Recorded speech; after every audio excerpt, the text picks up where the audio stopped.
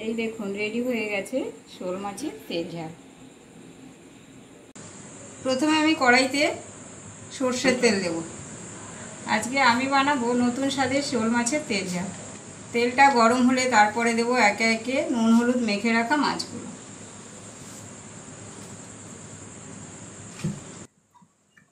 তেলটা গরম হয়ে গেছে।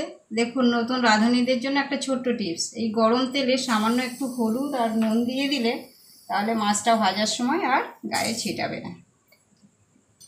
একে একে মাছগুলো আমি দিয়ে দিচ্ছি, নুন হলুদ মাখানো মাছগুলো।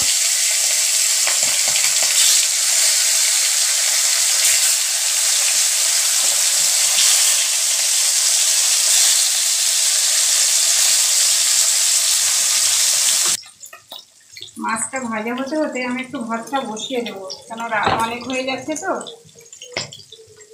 এদিকে আমার ভাতটাও হয়ে যাবে আর মাছের ঝোলটাও হয়ে যাবে। এবার মাছগুলোকে আমি একে একে উল্টে দেবো।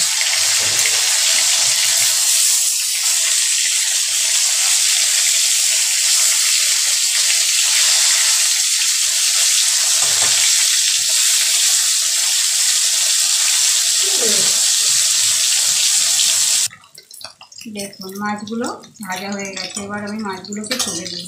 একটু বেশি সময়ই লাগবে মাছটা ভাজতে, কেননা শোল মাছ তো ভালো করে না ভাজলে এর থেকে আবার আস্তে গন্ধ বেরোবে। মাছগুলোকে আমি তুলে দিই।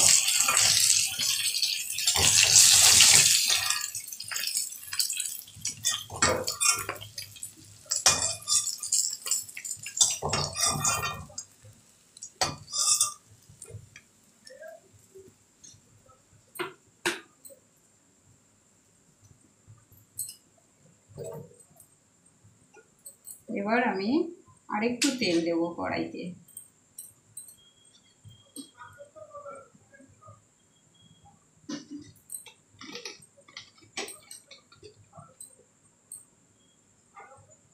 এবারে একে একে দেব ফোড়ন, তেজপাতা, একটা শুকনো লঙ্কা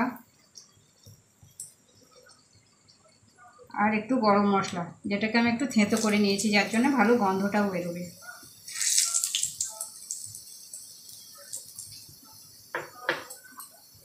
এরপরে আমি পেঁয়াজ কুচিগুলো দেব।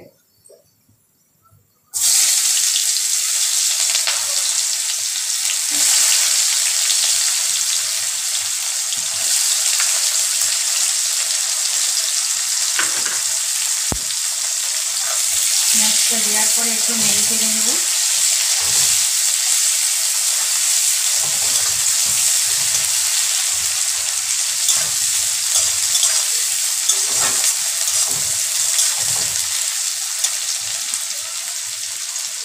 এরপরে আমি দিচ্ছি কেটে রাখা একটু আলু। একসাথে মশলার সাথে ভাজা হলে আলুর মধ্যেও তেল মশলা ভালো ঢুকবে, নুনটাও ভালো ঢুকবে, খেতে ভালো স্বাদ হবে।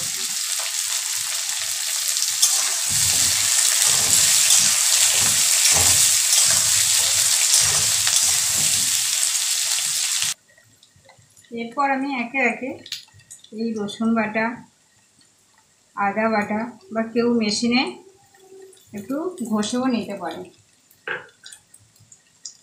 দেখে আমি আস্তে আস্তে মিশিয়ে দেব।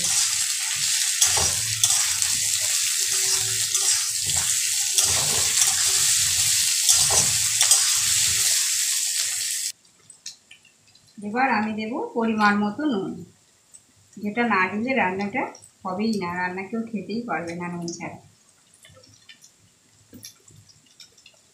ভালো করে নেড়ে চেড়ে মিশিয়ে দিয়ে আমি কিছুটা সময় ঢেকে রাখবো, যাতে মশলাটাও ভালো করে কষা হয় আর আলুটা সেদ্ধ হয়ে যায়।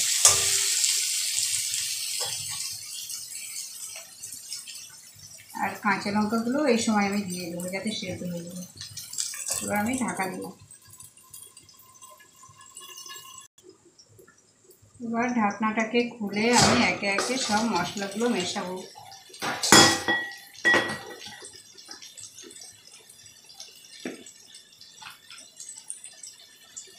হলুদ পরিমাণ মতো,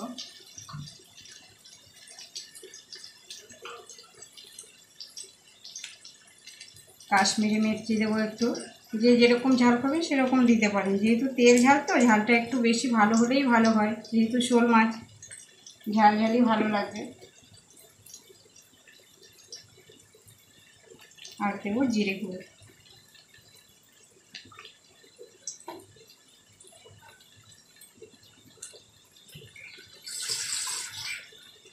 মশলাটা যাতে না লেগে যায় তার জন্য সামান্য জল আমি দেব।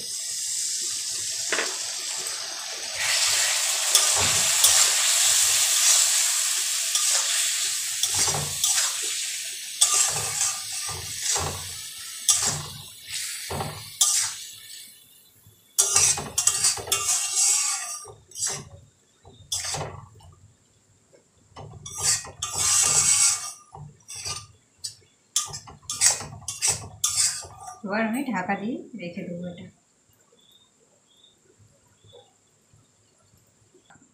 এবার ঢাকাটা খুলে দেখি মশলা থেকে তেল ছেড়েছে কিনা,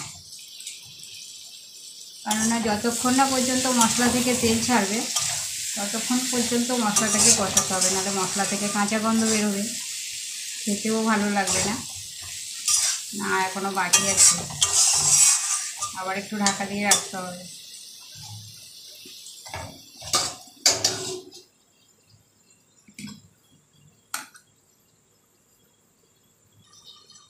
এবার আমরা দেখে নেব মশলাটা ঠিকঠাক কষানো হয়েছে কিনা, তেল ছেড়েছে কিনা।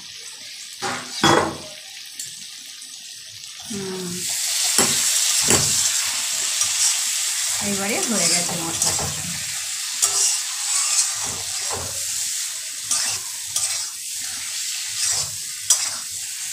দেখুন মশলার গা থেকে কীরকম তেল বেরিয়ে যাচ্ছে।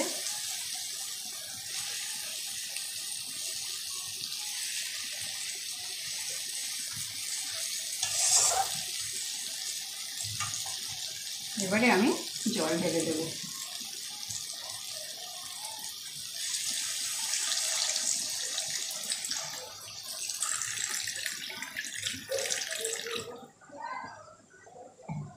পরিমাণ মতোই জল দিতে হবে।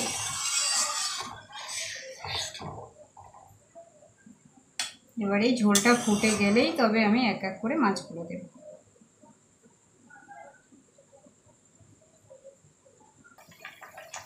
তরকারিটা দেখুন ফুটে উঠেছে, এবার আমি একে একে ভেজে রাখা মাছগুলো দেব।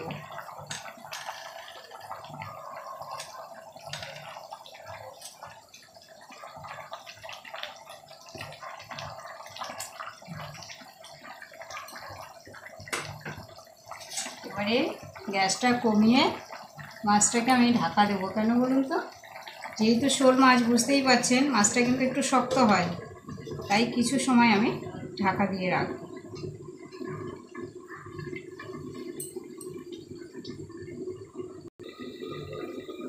ও রান্না হতে হতে, মাছের ঝোল হতে হতে আমার ভাতটাও প্রায় হয়ে এসেছে।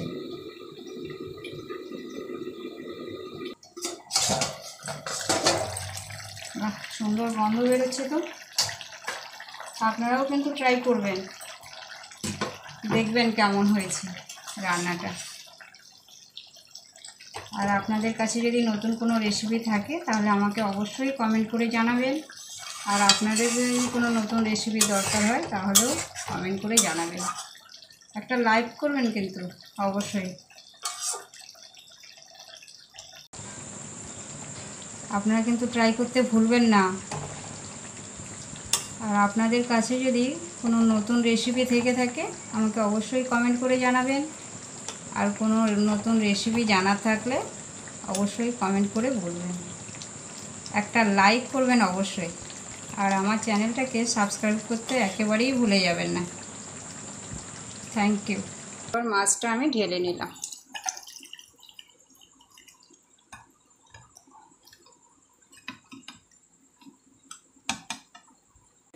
এই দেখুন রেডি হয়ে গেছে শোল মাছের তেল ঝাল।